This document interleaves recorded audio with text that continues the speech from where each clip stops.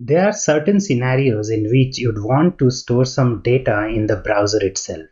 If somebody is clicking on increment, the value here is increasing by 1. And what we want is next time if I refresh this page, I want that value 3 to be retained here. So that is where local storage comes in play. Local storage is a special object present in every browser that you can use to store and persist some data in the browser. So we'll learn about local storage now. So local storage is an object that can store and persist some values here. So if it is an object, we can go ahead and add some properties, something like count is equal to 21 and press enter. Now if we access local storage, we can see there is a property of count and the value is 21. What if we want to access the property? It's like an object, so we can go ahead and say local storage and the name of the key, that is count. When you do that, you get the value of 21. What if you refresh this page? So I refresh this page. Now look at local storage. What we see is that value that we stored earlier retained here. So the data can persist in local storage. Let's go ahead and look at some of the method that exists on local storage. So you can use dot property to access and assign a value inside the object, but what you can also do is use proper methods like get item. So get item is like accessing a property. So you need to pass the name of the item that you want to access. So you say local storage.get item count. When you press enter, you see that value. Similarly, you can go ahead and say local storage.set item, and set item requires two values, that is key and value pair. So here I can pass something like name and the value can be ARIA.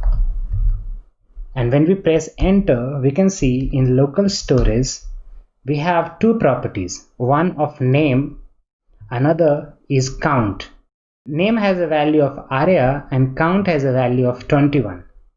There is another method also on local storage called clear, which helps you clear the object of local storage. So when we run this, all the data stored in local storage will be gone.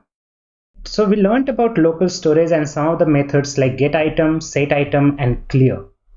What we'll do is like now we will use local storage so we can persist some data in our counter application. The first thing we need to do is to add a new property in local storage with the key of count. And to do that, local storage dot set item. Set item will need a key and the key can be count and the value will be whatever is the value of count. So right now the value of count is 0. Let's go ahead and look at local storage. Right now we don't have any property.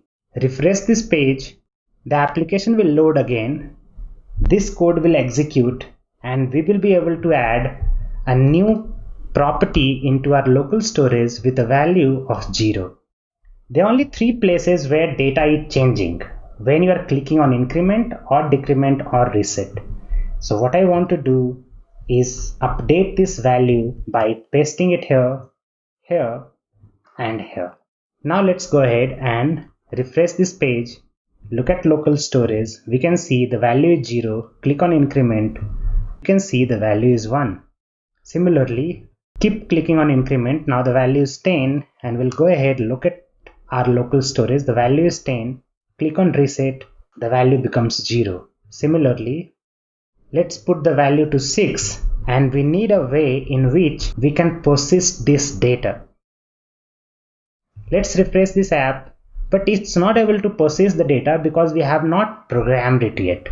But in our local storage, that value is still there. Here the value is getting reset to 0 every time we are refreshing the page because we have added it here.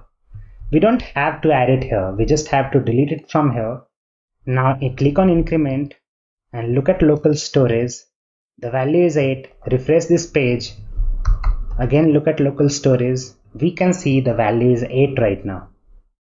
But this value is not reflected here. Now our job is to use the value from local storage and display it on our app. So here what we need to do, there can be two scenarios. One scenario is when there can be a property of count, and in the second there will not be a property of count. So what we need to do is we need to go ahead and access the property. So to access the property, we'll say local storage dot get item will take the name of the key, that is count. So it will give me 8.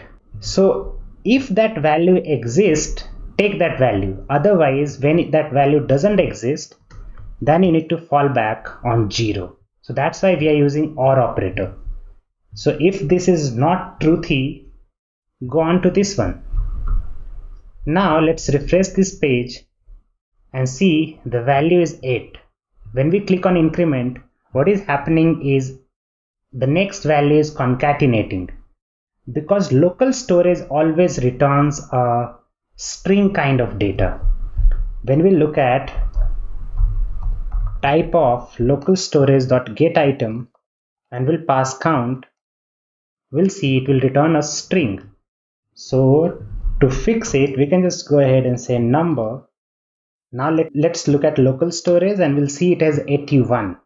Refresh the page, it is 81. Clicking on increment will increment the value. So even if you close this page and open this page again in a different tab like this, copy the path and open it again, you will see that it will retain that value of 82. Close it, open it again, and you can see the value can be retained here. So this is how you persist some values if you want to in the browser.